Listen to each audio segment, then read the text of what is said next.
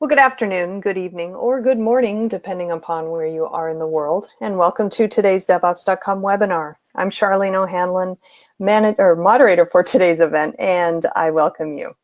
We have a great webinar on tap, as always, with some really interesting speakers today. But before we get started, we have a few housekeeping items we need to go over.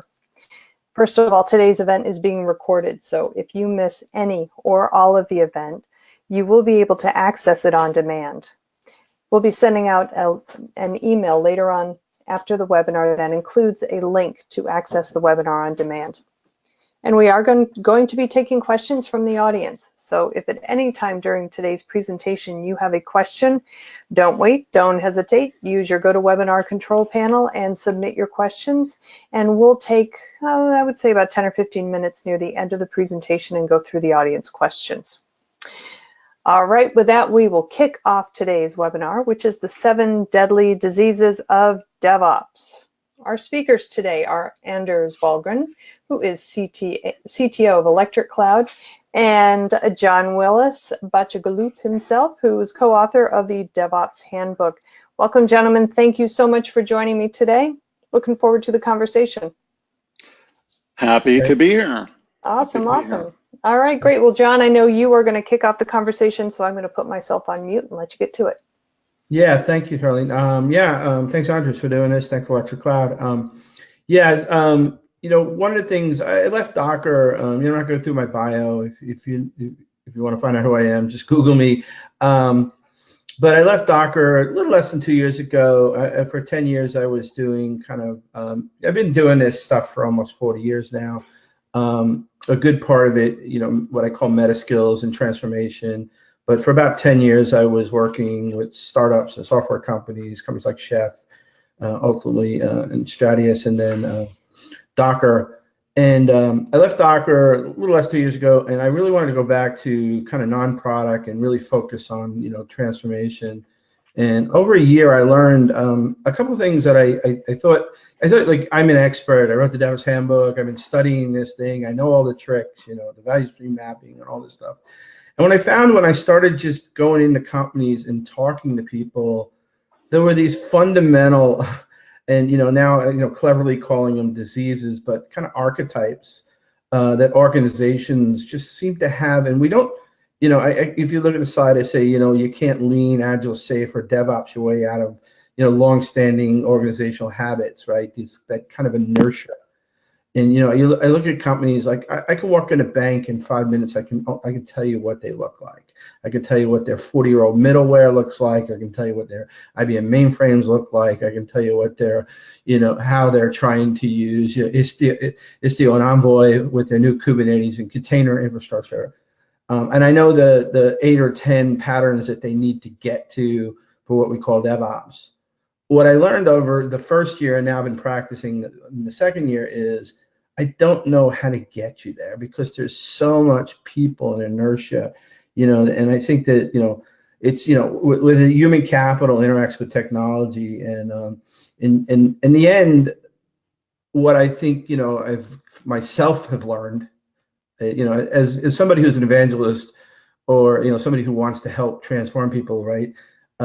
You have to be constantly learning. So in the last year, I've learned that if you can't uncover these diseases, then you can't scale. You can get an organization to get 3, 5, 8, 10, maybe even 15% to this kind of DevOps, objective. But then what really happens is how do you get the other 90% of the organization? And so Anders, I'm really happy to kind of share this discussion with you because we were talking about this and you got kind of excited when I mentioned this idea, and I think that's what sprung up this idea of doing a webinar. Right, Andres? Okay, good. I think I've lost Andres. Can we go to the next slide? Okay. Okay, good. Anyway, all right. Anders, are you there? Are you having a difficulty? I can't hear you, Anders. All right. I'll just go on my own here. Hey, John, this is Sam. Yeah, I don't know what's going on with Anders. I'm trying to ping him. I think All maybe right, his so audio. I'll just kind of move forward because we had, we had some great conversations about this. So just tell him to say hey when he pops in, because I know he had a lot to share on this. So anyway, so the first deadly disease basically is invisible work. And what I mean by this is when I go in and I have conversations, what I've been fortunate enough to do over the last year is actually work for a CIO, right? So go in at the CIO level, and one of the things I do is I walk in and I say, here's the deal. I don't dress up. I wear my sneakers, and I say, I'm going to tell you things that the big five have not been able to tell you for the last, for as many years as they've been in here, and I'll challenge them and I'll say that, and they can't tell you. And I'm pretty bold, and a lot of them are like, hey, this guy's full of it, get out of here. But some of them bite off on it, and when I come back to them, you're not full of it, John. Don't worry. I hope not, but I am. We all are. But hey, we get I'm back. I figured out my microphone problem. Sorry no about worries. Yeah, I don't know if you heard. I was just talking about how we originally started talking about this idea, and I could hear the whole time. That was the really frustrating part. I knew something was going on. So. Yeah, no, I've been looking forward to this too. I mean, I think I get the privilege of working with a lot of our customers and prospects, and really working on the initial, hey, what is our process? What's our desired end state? Where are we today? Those kinds of things. And so, I get to live this with our customers, and it's just a fascinating journey to go on them with it. So great, and very excited to talk to you about this today. Yeah. And now I'll let you keep talking. No worries. Yeah. So the first deadly disease, so I was saying how I go into CIO and I challenge them, and some of them bite off on it, and then I go in and I meet, and I cover a lot of them. We'll go through. We'll see how much time we have. I don't know how much we can go in every disease in detail. 1 in 7 are probably the most important, as you'll see, but they all kind of fold into each other. But one of the things the first thing I do very low tech. I spend like a couple of weeks meeting. Hundreds, 200, as many people I can squeeze in a couple of weeks. And then typically what I do is I start off with some development teams in isolation. And then, for maybe the first week, I meet 5 or 6 teams, try to get 4 or 5 hours, sometimes a whole day with them. And then the next week, I put the teams together and kind of cross-reference. And for those of you old enough, remember the Columbo, character. I'm like Columbo. And I'll give you a great example is, on average, so the first thing I do, I realized no high tech. No, we don't talk about DevOps. We don't talk about safe. We don't talk about agile. It's just all low tech. In fact, one client couldn't provide smart boards, so we went to flip charts. Now I use flip charts all the time. And the first thing I do is I go up and in this kind of first deadly disease is I draw a box on a flip chart and I say, where does work start? And what's amazing is on average, I get arguments for about an hour on average, trying to tell me why that's not a good question. I'm like, yeah, and they're like, John, that's a difficult question to answer. I'm like, yeah, no, that's why I'm asking. Yeah, but you don't know. Point. There's many ways to answer that. I'm like, yeah, can we start with the first one? And it's just it actually sets the stage for kind of trust. You literally mentally wrestle. I'm like, okay. You get in on a Monday morning, you fire up your computer, there's something that you're going to do. Where did that work come from, right? And then finally, after a certain amount of time of just, kind of just being, in my mind, just being tenacious, and they say, okay, well, if you must know. And then what happens is I'm able to unravel where the work's coming from, because now I've earned their trust. We've actually had a kind of a verbal battle for an hour. And what I find on average is most companies, large companies, only capture, I would say average 50% of their work is even captured. So just to give you a sense, when I go back, I do all the kind of, I kind of categorize all the sins throughout these questions. Nobody knows that I'm asking them in these categories. I'm kind of aggregating that. And I go back to CIO, and the CIO is like, okay, John, how do we do? I'm like, not good. And like, okay, John, what do you mean by that? Good CIOs, like, they're not going to take platitudes, like, not good, right? Like, I'll say, well, okay, I'll give you at least one more platitude. If you built airplanes, I would not fly on them. And then they're like, okay, you have to explain that, Mr. Willis. And I'm like, well, you only capture 50% of all the work that goes on in IT. I mean, you can read all the books in the world. You can read the DevOps Handbook. You can basically, run Kanban boards all day long. You can do automation. You can do all this stuff. But if you're not seeing 50% of all the work that's going on in your organization, you're doing surgery in the dark. You're on the dark side of the moon. And from there, that sets the stage of, okay, again, I feel almost like I've been a charlatan in my DevOps. I hand people the DevOps Handbook and say, do these 10 things. And I don't even ask this fundamental question is how much, I don't ask the bosses. I don't ask the CIO. I don't ask the CIO's direct reports. I ask the edge. And I ask them why they make decisions and why didn't they think they had to make a ticket for that. Well, it's Bob. I know Bob. He's the greatest. I whatever he does, I just do it. He's never wrong. It turns out, Bob's work actually turns into 5 downstream dependencies. It takes a week.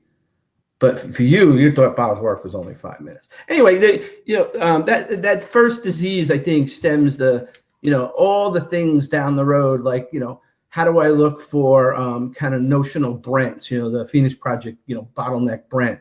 Well, why do I even look if I can't even tell what kind of work, if I'm not capturing at least a high percentage, hopefully all of my work. I don't know, Anders, what are your thoughts on this? I mean, I see a very similar thing when we're out with our customers. And I spent a little bit of time last year with one of our largest financial customers, and they had done an absolutely spectacular job in recording and capturing their processes, their workflows. Essentially their software pipelines for how the software gets written and goes out the door. And still, we spent a week together and discovered, all of the things that weren't actually already captured in those documents. And it was, and it was kind of time after time. And I say this with admiration for the fact that they got so far in terms of, prepping for our arrival. But still, there was a lot of discovery that had to happen there of, well, and then we do this. And somebody would pipe up and say, well, wait, before we actually do that, we have to do this other thing first. Otherwise and so there was lots of discovery there. And it kind of led me to, this is a very human thing. This is a very interrelational, kind of interpersonal thing that we're engaged in. And the communication and the visibility and the transparency is so very, very important. I did a small interview yesterday on value stream mapping. And one of the questions was, do you think artificial intelligence, machine learning can help with value stream mapping? And I have to admit, my first kind of initial impression was, hell no. AIs don't discover things. You have to tell them everything, right? You got to feed them all that. If you only give them 50% of the work that you're actually doing, it's not like they're going to go off and discover the other 50%. You got to go talk to Bob. You got to go talk to Cheryl. You got to go talk to people to find out how this actually gets done. So that you can capture that, and then what you do with it once you discover it is kind of what happens next. But yeah. It's 50% is probably you're probably doing pretty well. I did that's terrible. I saw the output of a value stream mapping exercise that somebody did, and I mentioned the percentage of kind of idle time to Gene Kim once, and I thought it was awful, and he's like, oh, that's actually pretty good. Yeah. Well, that's the thing too, right? Is people show me their value stream maps, and I say, okay, well, did you ask these questions? Have you? And they're like, oh my God, I've got the cart before the horse. I'm a big fan of value stream mapping. I think I'm trying to codify this, kind of a level 0 conversation and a level 1 conversation. A level 0 conversation are like these disease things. The other thing too is, as kind of DevOps evangelists or people or consultants or people trying to move the ball in an organization for transformation, right? What we don't take into account is we just don't talk to the people. I had the opportunity to interview Christina Maslach, the former authority on burnout, at the DevOps Enterprise Summit last year. And, I went back, there's something that she said, which was related to just change in an organization from burnout, but totally relates to this topic. And she said, and I'm kind of paraphrasing her quote, but she said, whenever we're talking about any kind of change or improvement, you are counting on a bunch of human beings to change and make that happen.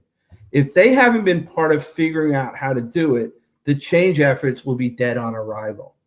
And so so not only this uncovering, I call it kind of organizational forensics, right? Like we don't really have a name for this. These kind of rote social, technical, human, institutionalized behaviors. One is we need to at least go to the edge and find out what they are before we slap automated value streams or automated, CI/CDs, or we slap great monitors on systems. In your case, slapping AI systems, right? Like the answer is yes, yes, and yes. I mean, AI can do great things, but AI is not going to figure out things that just aren't uncovered. And I think that second point that I've kind of stolen from Christina or Dr. Maslach is this idea that you have to be part of that. You can't just walk in and say, hey, everybody, Monday, we're doing this DevOps thing, and you better learn it fast. Here's the handbook. But what doesn't matter, read the handbook. Yeah. Like you have to improve them. Let's go on to second deadly sin, which actually kind of is sort of a fabric for the first one. So the next slide, right? Yeah. So this management system toil. This is interesting because Gene has the Gene Kim, right? We not only a lot of us get the opportunity to get involved with DevOps Enterprise Summit that we run twice a year, but also one of the staging things that we do is a bunch of us go to Portland for 2 or 3 days, and we work on these kind of hard problems.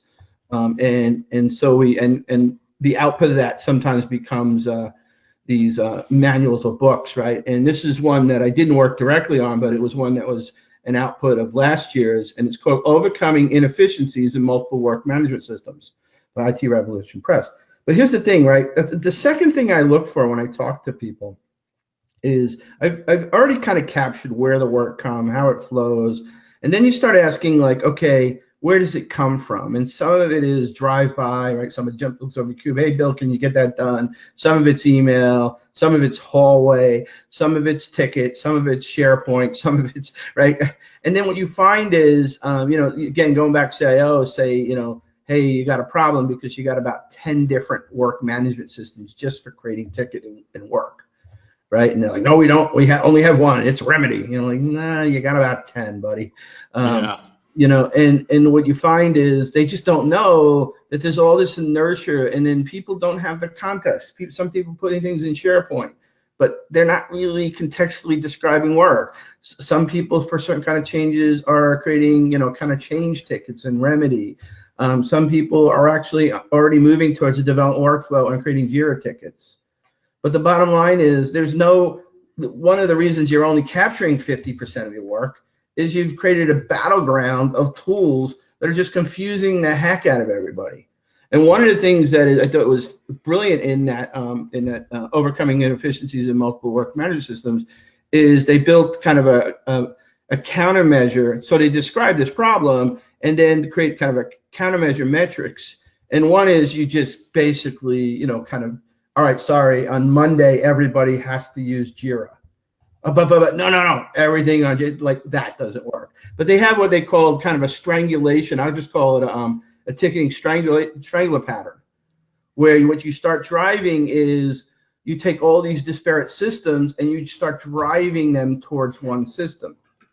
Hopefully you're driving them towards something like a development methodology system, maybe Jira or whatever your weapon of choice is there. And then so here's the meta point here is, I can go in and tell you to do these 10 things, or I can start uncovering these kind of forensic level knowledge about how you work, and then I can come up with strategies that are more likely to drive you to the outcomes. Because if I can drive you to all systems that you use, strangle into a ticket system. By the way, TaskTop is actually a very reasonable tool that can be used for this, among others. But and then I can strangle you into kind of a ticketing, like a development methodology type ticketing system, and that helps me move you. And I'll get into some of the other sins in a minute.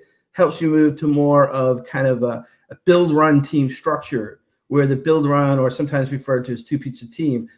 So what you see in here is these kind of diseases kind of funnel the way down into uncovering rote knowledge about how you look, and then how actually help start creating a true dotted lines, hopefully eventually solid lines to getting to those kind of principles and practices that we know that are well defined in our community as high performance. Yeah, there's a couple of approaches that that we've seen, particularly with our customers, have kind of great effect. Kind of fighting the feeding the beast or feeding the multiple beasts in some cases. And I mean, to me, many ticketing systems are, and when I say ticketing systems, I don't necessarily mean sort of bug tracking systems and those kinds of things, but more service management type things, that they're just really expensive Post-it notes. And it's just another opportunity for miscommunication, another opportunity for delay, and those kinds of things. So two things that our customers have used very effectively is self-service approaches, so that if I need an environment set up, I don't file a ticket to ask for that and then wait until somebody gets around to doing it. I go to the self-service system and I pick from the menu of pre-approved, and I have the authentication and authority to do this, and I pick one of the pre-approved environment types, and I say what I want on there and all that kind of stuff, and then 5 minutes later I have my environment. In the meantime, in the background, the ticketing system has been updated, right? So we have an audit capture of who requested it, when did it happen, all of those kinds of things. But we turn it around a little bit so that it's not so much you file a ticket and then it happens. It's you ask for it to be done, it happens automatically, and the audit action kind of happens automatically. And really what you got to do is you got to hook up the ticketing system to your orchestration and vice versa. But I think that's the point. You got to hook it up to everything, right? That's the whole. Because what happens, I don't know if we'll get through all 7 of the diseases, but if you're only capturing 50% of your work, and then people are throwing up systems that are uncaptured, and then they kind of lie, and then they kind of migrate their way into quasi-production systems, then you have no record of them.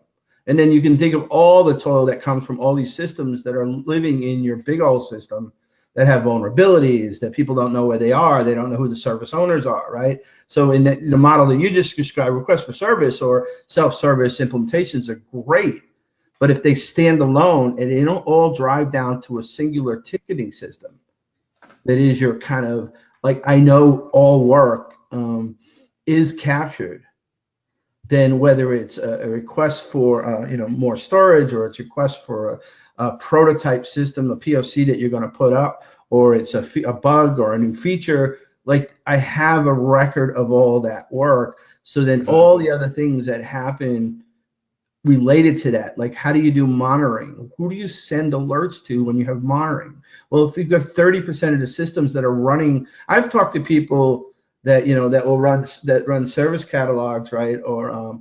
CMDB, right, and I'll ask how accurate is it, right, as you start earning their trust, right, you get these numbers like 30-40% accuracy on their CMDB, and you scratch your head and say, well, what's the point, and then but then the answer is because the reason they're only 30 or 40% accurate is because you're only capturing about 50% of the work.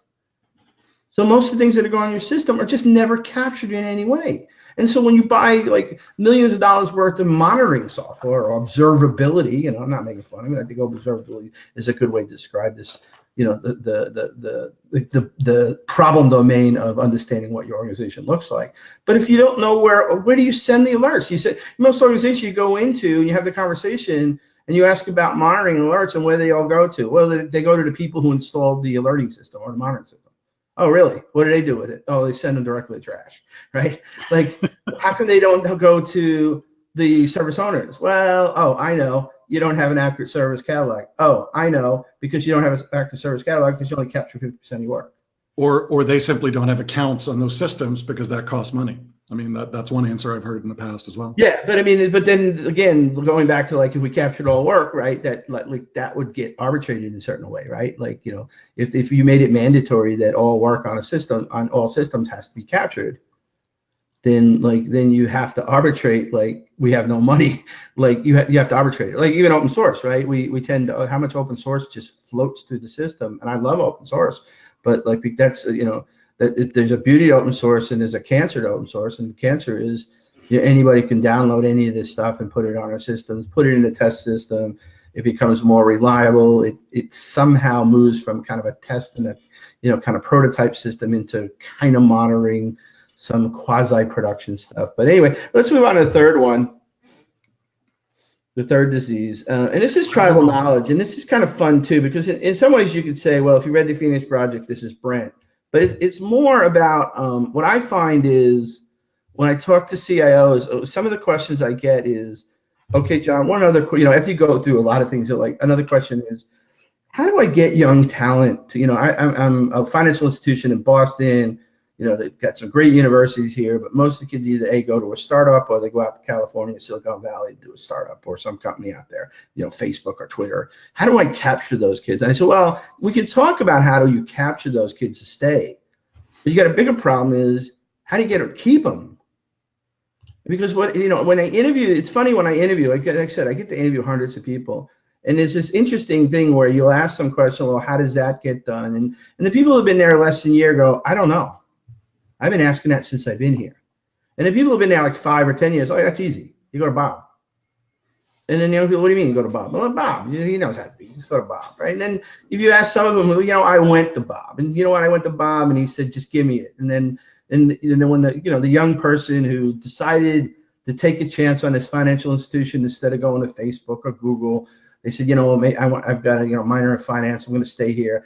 And about the third time they go to Bob, and Bob says, hey, I'm too busy to explain it to you. Just give me the work, and I'll do it for you. They're like, you know what? I'm out of here. I'm going to take that job at Google, right? And so what you have to do is not only identify these kind of Bobs or Brents. Also, you have to identify, if you have multiple of them, if you're only capturing 50% of work, you don't know which one's doing valuable work or value add or non-value add work because you're only capturing 50%. But then you have to institutionalize. You have to actually institutionalize, breaking tribal knowledge into kind of institutional knowledge, right? And so, and here again, great example. I can go in as a CIO and say, you probably should get Slack. And they're like, why? Well, everybody uses Slack. Why? Well, it's a great collaboration tool. Okay, why? Well, it's got a really cool user interface. People like it. Or I can go in and say, well, you got like this Bob, this Brent, and this Sue, and I find that they're overwhelmed. They try to help. They create wikis, but nobody knows where the wikis are, so they're tired of creating wikis. And so here's why you need a tool like Slack. I think Slack is one of the better tools. And because now you can have people go into Bob's channel or Sue's channel, which is designed for people to ask questions to them. And in most cases, they can either type in the solution, right? And so that's just one small example of this. As you uncover the truth about an organization, it makes it much easier to suggest the roadmaps and the kind of trajectory of how to get to the things that we know you all should do. Even with Slack, though, I've found that it's it's not a perfect solution to that, because one of the phenomenons I see happening there with our own use of Slack is that people will ask questions in one-to-one channels, right? And so that's to me the same as just walking in that person's office and having that conversation one-to-one. The rest of the org doesn't benefit from it because you didn't do it in a public channel or in a populated channel. No, so even with the tool, right, you got to figure out how to do it the right way. No, you can't. You've got to constantly be iterating. Like another thing I do is, a lot of times what I do is I teach these organizations to kind of do this forensics themselves. I'll say, if you're doing this as a one and done, don't bother. Don't even, you're wasting your money, right? So you have to start implementing things and then go back and keep having these kind of edge-based, low-tech conversations. But ultimately, we've had clients that, where, that like you've created up Bob's channel. So there's now a channel for Bob, right? And people know that's a Bob channel, and it's open for everybody, right? And Bob will only answer questions there, or Bob can have windows, right? And then, and I've got one customer that used Azure ML.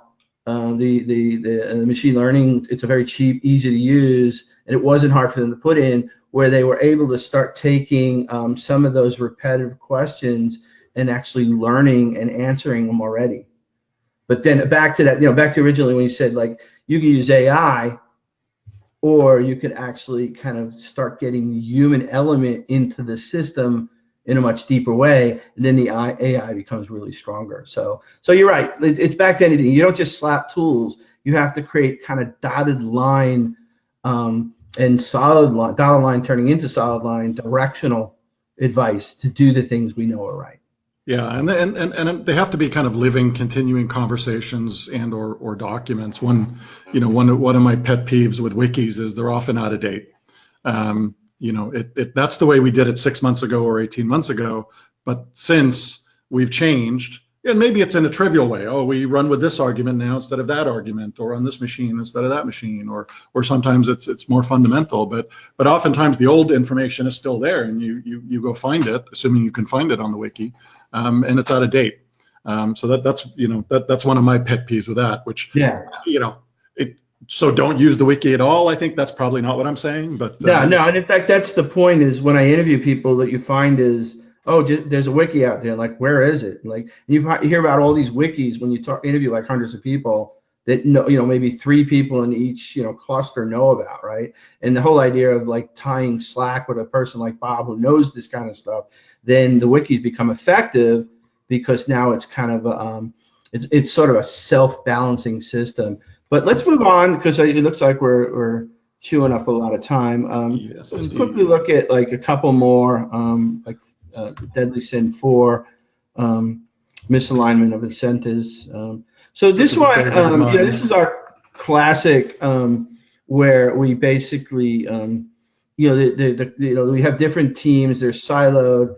And so here's the thing I found. When 2 years ago, when I came out of Docker, my weapon of choice was value stream mapping, and actually a very specific model that Damon Edwards had created, what he calls graphical storytelling, which is value stream mapping, sort of on steroids, if you will. He has this kind of black pen, red pen, blue pen, and he's presented on it, I presented on it, but it's a way for teams to actually kind of say black pen is the truth, red pen is kind of the constraints and bottlenecks, and blue pen is how to fix it. So you literally build these kind of streams on, I use flip charts now, but the thing is that I used to start there and realize that if I didn't capture those first kind of 3 deadly sins, I was missing so much. So it's almost like I have to get through the kind of these first 3 levels of understanding before we can actually have a conversation about a value stream. Because the truth of the matter is, one of the things that, again, I'm a big fan of value stream, and it uncovers a lot of information. But one of the things that you're doing right off the bat, the reason I actually start off with the way your organization is structured. So value streams don't, when we're trying to transform kind of a sort of kind of non-DevOps, if that's a term, company, what we do is we say, okay, well, we've got to build a value stream.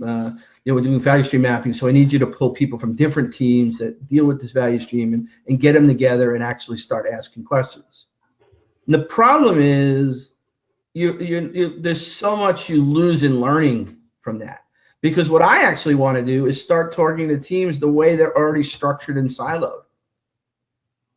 I think you're actually creating this first meet and greet in an artificial environment, putting a team together that really doesn't work together except for on the peripheral. And I think it's a brilliant tool, but I don't think it's the first tool that you use. And I think it's a great tool for breaking misalignment incentives.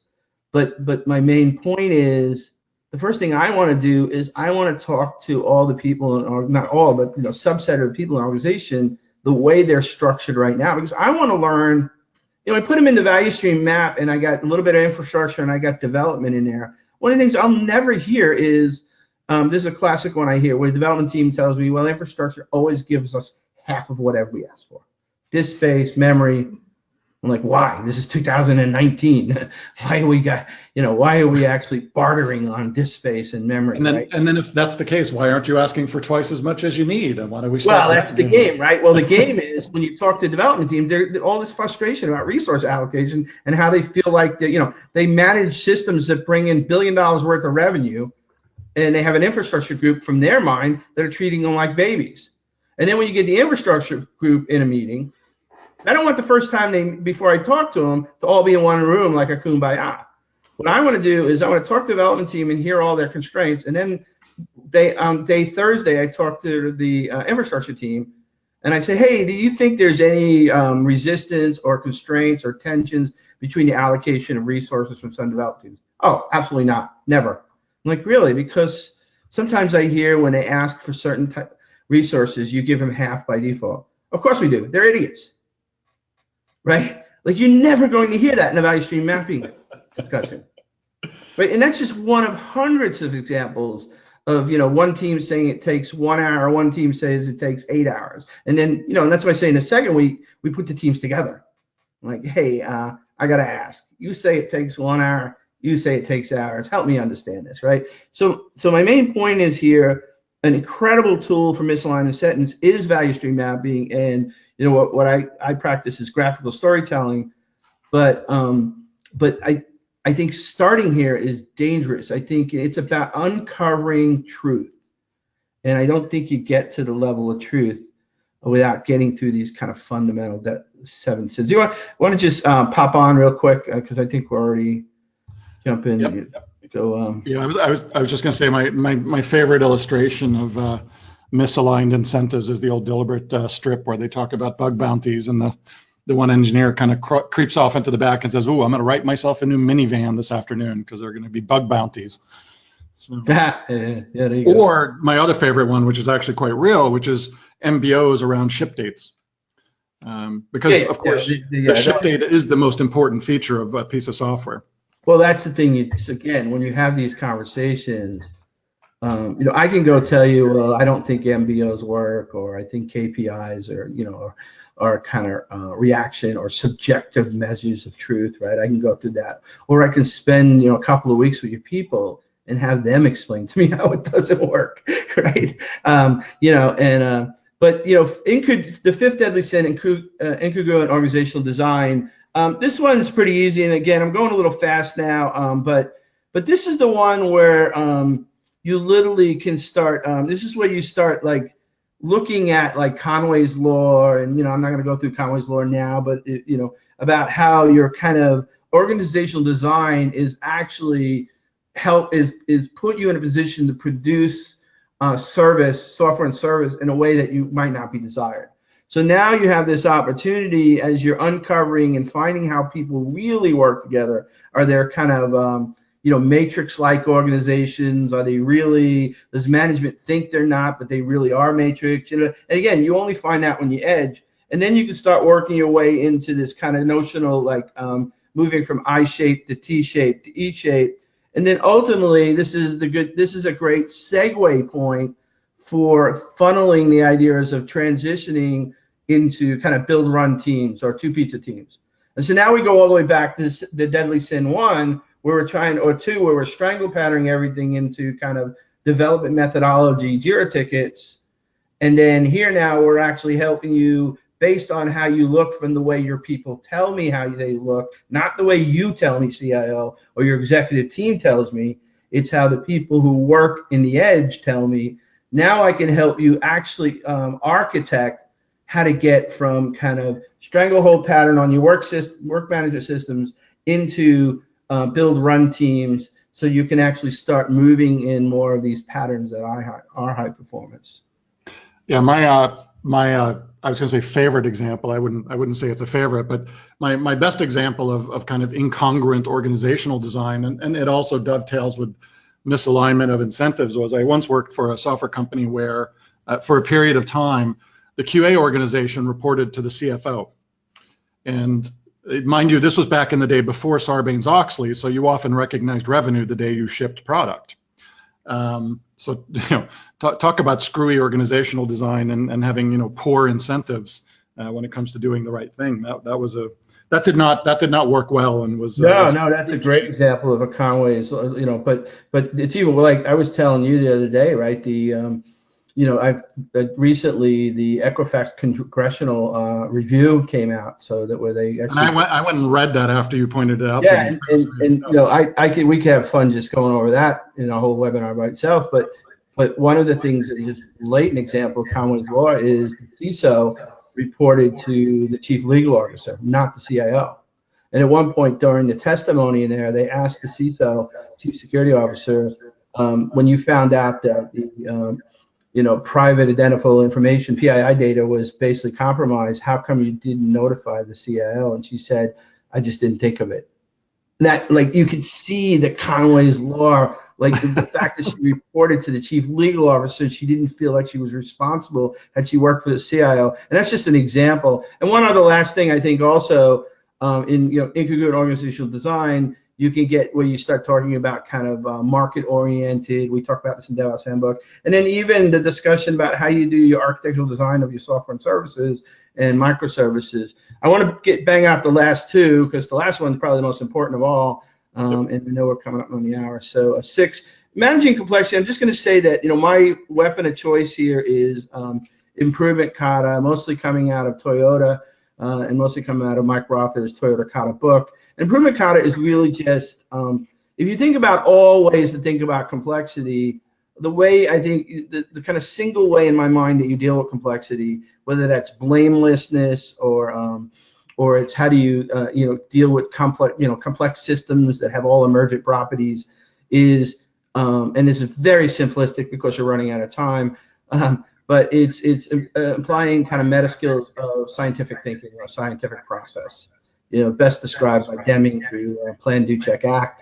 But if you treat everything as kind of a plan, do, check, act, everything's an experiment, and that allows you to kind of uncouple blame. It allows you to kind of uncouple the fear of failure, embracing failure, and all that. And if you don't mind, Anders, just so I want to squeeze in 7, which is probably the one we don't want to go short on, and that's security and compliance theater. Now, the beauty of this process, what I'm loosely calling organizational forensic, is as you drive through it, the number 1 disease is not capturing work, and bookended by the number 7 disease, which is, by the end, I'm able to show the CIO that what they're doing in most cases, in fact, everyone I've done last year, that what they do for security, compliance, risk, GRC, governance, risk, compliance, is just flatten out theater. And this is the point where there's a 50-50 chance I'm not going to get any follow-on work. I'm going to get paid. There's still CEO. But I'm about to tell you 2 things. You're going to get an invoice and you will pay me, but you may not want to hire me for any more work because you're going to be so mad. Oh, no, John, don't worry. And the next thing you know, they're furious mad. Because you literally have uncoupled, and this is the point of where I tell them, like, you can bring risk assessment teams in, and you can have all these teams do all these things. Just go talk to the edge for about 2 or 3 weeks, and you will find that what the edge thinks they're doing and what the CIO thinks he or she is attesting to internal auditors and then ultimately external auditors is so disconnected. I call it edge to audit, that it's it is mind-boggling. And I'll tell you the thing I hear everywhere I go, which is I always, when the CIO gets mad, I'm like, John, this is one I believe everything else you uncovered in this study is accurate. I know we got a lot of work to do, but this one I'm saying I can't accept this as truth. And I'm like, okay, do you want me to go to the quote wall, buddy? And like one of your executives told me that they don't tell auditors things they don't already know. I hear this everywhere I go. And in fact, I hear people defend this, like, what's wrong with that? I'm like, what do you mean what's wrong with that? This is a drop the mic moment. Should I have to say anything more about why your security and compliance is just theater? Yep. No, I've heard words to that effect many a time myself, and and I've asked questions like, well, and what do the auditors think about that? Oh, well, they don't know. We don't, like, I hear now a lot about we're waiting till next year to explain Kubernetes to auditors, or I'll tell people I don't create extra policy around security. People are involved in risk, right? We don't create extra policy because it creates more work for us with the auditors. I'm like, this is broken. Like, this is how you get to an Equifax. I wish, make me go back in time. If I could have gone in and done this type of assessment, again, it's a counterfactual. It's like I could fix things from like I'm sitting here and now I'm looking back, say, if I did this and this, but boy, I would have had fun sitting in as I read the congressional report from the Equifax, and I say all these things that if I at least had the opportunity to talk to the edge and get that. Ultimately, We should record like a Mystery Science Theater 3000 where we just sit there and say snarky things during the testimony. Well, I don't know about like maybe we could do. I'm thinking about doing Equifax the musical. Going to Broadway. So you put anything in a musical these days. So anyway, that's kind of the it's short. We tried to stream through it pretty quick. I'm going to be writing more about this, but showing more for our customers that are willing to expose their results, which not a lot really are willing to do, but the ones who do, I'll be presenting more on this and really explaining out a lot of examples. And the quote walls are the things that are just fabulous. So you just start writing down what people say and you just shake your head, like, oh my God, that's incredible that somebody, a lead developer of a software service that brings in $1 billion worth of revenue just said that, So. Yeah, I mean, I think there's still a kind of an innate, fundamental belief that you can sprinkle security on something at the end, and you can sprinkle performance, and you can, that all those things are just, they're like seasonings that you throw on the dish before you put it on the table. That's not how it works. That's right, exactly. And it seems like we should have learned that by now, but. And my only metaphor is, I think we're just not asking the lower level, like, oh, why do you need to ask that? That seems redundant, or we've already been doing DevOps for 3 years. Why would we do this? It's funny. Most of the people I talk to are like, well, that sounds all good, John, but we're already 3 years on our journey. I'm like, yeah, but do you know these fundamental? It's like I don't want to know. And every once in a while, we'll get somebody who's been down a 2 or 3 year journey that says, you know what, we're going to take this challenge and we're going to try it. And then we find things that are just absolutely accelerate their kind of. What I find is companies that they've gotten at 10% or 15%, and it's been, what they've done is spectacular. But now they're just stuck at the next 85%. They can't scale.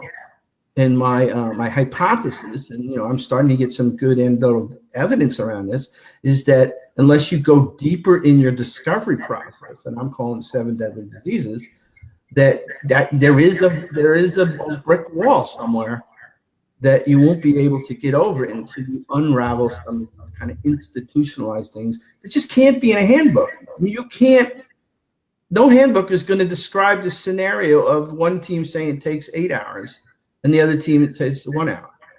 And to put them in the same room and find out that there were all these weird downstream dependencies of certain scenarios in their organization where some 50-year-old middleware products actually had to be manually implemented for the automation pipeline to work, but nobody really knew that. Which then it's a work in progress for the industry, clearly. We learn and we just smart people like us, you guys, what you do over there is really helpful, and then what we do is the other thing we got to be able to do as quote unquote experts is to challenge ourselves, right? Like this was a little bit of egg in my face of that what I have been doing was kind of wrong. Here's the handbook. Let me help you get to these things that we know you have to do. And my hubris was, I'm an expert, follow me. What I wasn't doing is just stepping back and saying, there are these kind of archetype problems that go way deeper than any of us actually can describe because they're so unique to your environment. So anyway, yeah. So let's do some Q&A. Do we have some questions? Oh my gosh, we have so many questions, you guys. There's no way we're going to get through them all. So let's go ahead and just dive right on into them. The first question, let's see. Actually, John, I think there's a little bit of echo on your side here. Oh, okay. Yeah, I'm not sure if it's mine, but somewhere somebody has an extra microphone on or something. But okay, so the first one, how do you ask firms to capture tribal knowledge, and where should it reside, and who validates and maintains it? Yeah, that's a brilliant question. So that's the thing. So it's funny how as I was doing this work, right, it was an evolution for myself to come up with. And what I found is when we finally got to these kind of flip charts, a lot of what I'm trying to do is capture everything on the flip chart. So in a sense, it's not really value stream mapping, because one of the things I found is I don't want any prescription. So I don't tell people, there's people getting into a really heated conversation I don't want to say, hey, stop, you need to draw the box this way, right? So I learned I just don't interrupt. But I have somebody constantly drawing and capturing things. And one of the things I found is we'd start, and I'll just say this person's name. Hopefully they're not listening. There's no way you should be able to tell who it was or what company it was. But we found this, like every time this name came up, Lou. I said, wow, we keep hearing Lou. So I kept driving a circle. And then at the end of the first week, I actually went into a hotel room. One of these, I just took the room for a day, like on a Sunday, which was, one of the event rooms, like a meeting room. And I put all the I got a picture of this. I put all the flip charts on the wall, and I just started seeing all the circles of Lou. And I realized, oh my God, Lou is this connector, and it's this bottleneck, and it's like everything seemed to be, okay, you can't do that, and then you finish and say, oh, you go to Lou. And so again, it's that kind of rote, low tech, and like what I've learned now, I just start circling these bottlenecks, these kind of tribal things that are out there. And so that's how you start recognizing them. The antidote to that, basically kind of the way you institutionalize, the first thing you do is you use the theory of constraints very much. I mean, it's the story right out of the Phoenix Project, right? You define the constraint, you elevate the constraint, the 4 focusing steps, right? So you do that, and then you I think technology, things like Slack to kind of blast radius institutionalize. But first thing you have to do is you can't recognize tribal knowledge by looking from outside in. That's why, again, my passion about this. Most people, I'm having a hard time selling this, to be very honest, because they don't understand it. It's like, wait a minute, if it's not like, if it's not, CI/CD, what could it be? I don't get it. It isn't a CI/CD. Help me understand this, John. I'm sorry, there's no name for this.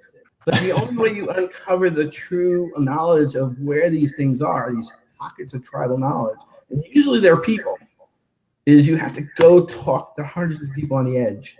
Low tech, trusting.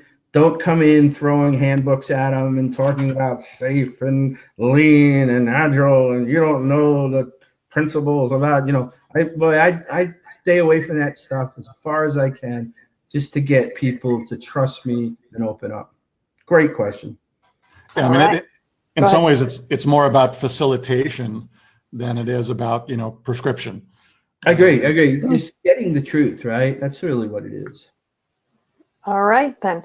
Next question. How well does this analysis work for large companies or departments with more than or over 80,000 employees?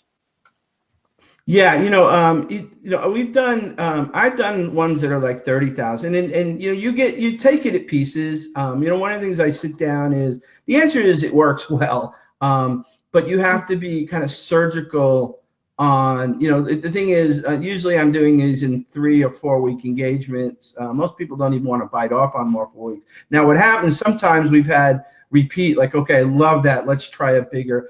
But usually I start with a 3 week engagement, and it's like, I try to keep it to 5 or 6 teams, because to get that more than that, and it's usually about 150, 200 people. So we've done it with large organizations. We just have to be really surgical. Usually there's a champion in the company that wants to do this. And in part of the pre-plannings, we spend a lot of time trying to look at the kind of organizational design, and I get a feel for which teams would be best represent. If there's 40 different development teams, could we pick about 2 or 3 that actually would be a good representation of most of the organization, and certainly not the ones that are already on board.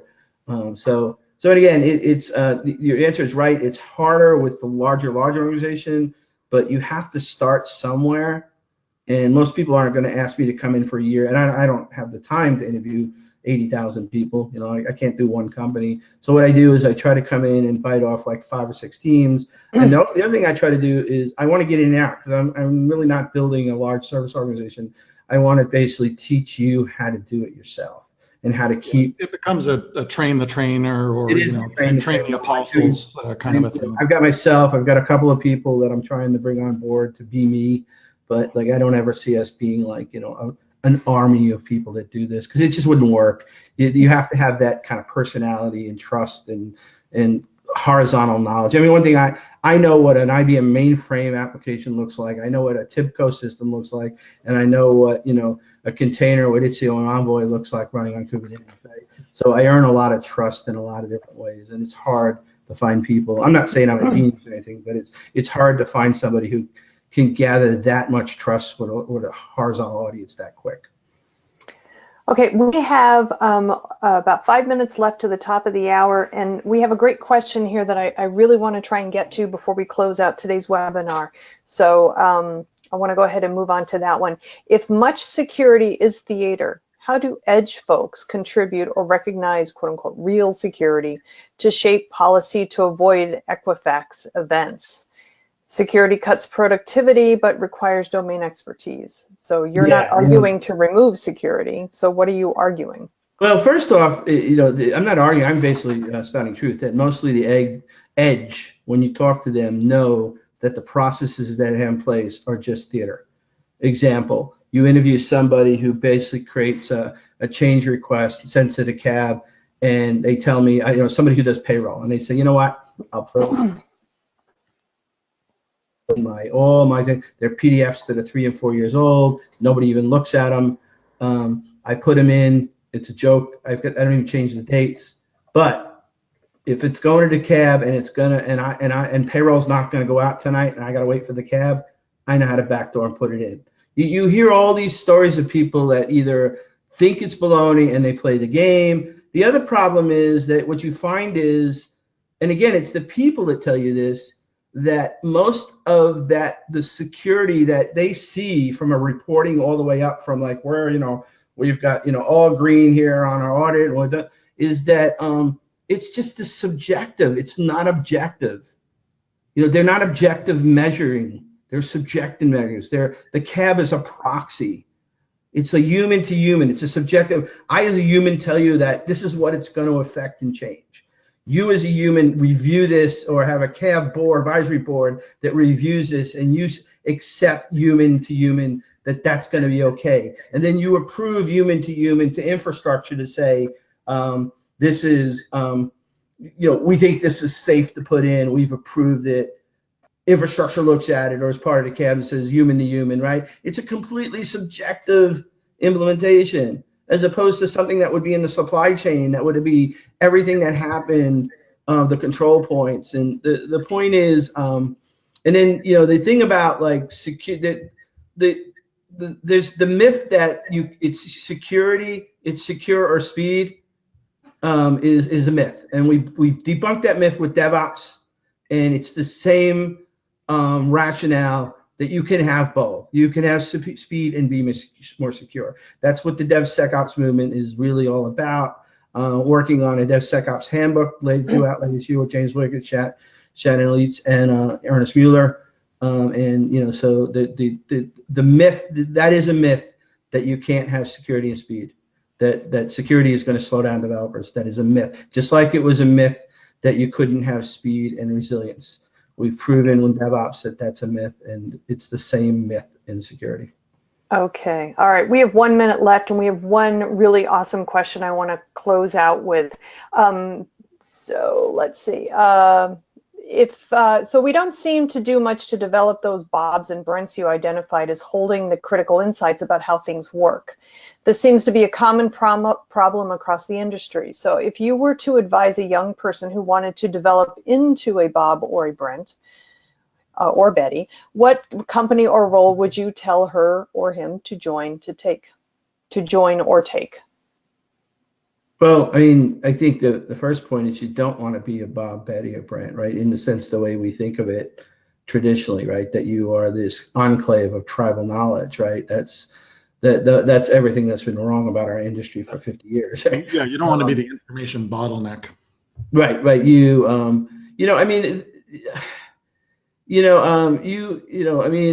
It's a constraint. You're young. You're trying to basically prove that you learn stuff, but you have to learn how to be this incredible collaborator, and it seems counterintuitive to as you grow your career, right? You get forced into a career where, like, especially if you're somebody who is showing up on like, wow, that person, that Sue is like really something else, and like you almost have to defeat yourself. You have to basically unravel or flatten your, like, oh, it wasn't me, it was the team, and that can work against you, but ultimately in the right organization. And if you're not in the right organization that doesn't recognize that as the skill, then you're in the wrong place. You know, the guy Steve Naismith has said, you know, you either change your job or you change your job.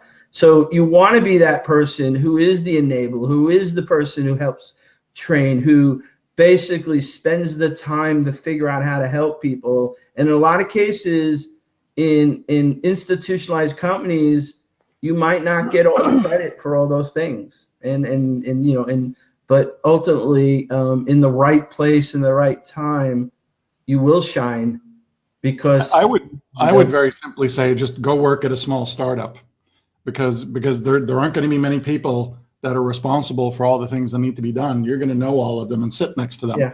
And then when you go work in a larger company and you start to see the friction that the layers of organization add and so on, you'll see and you'll realize that, you know, you'll recognize just what it is.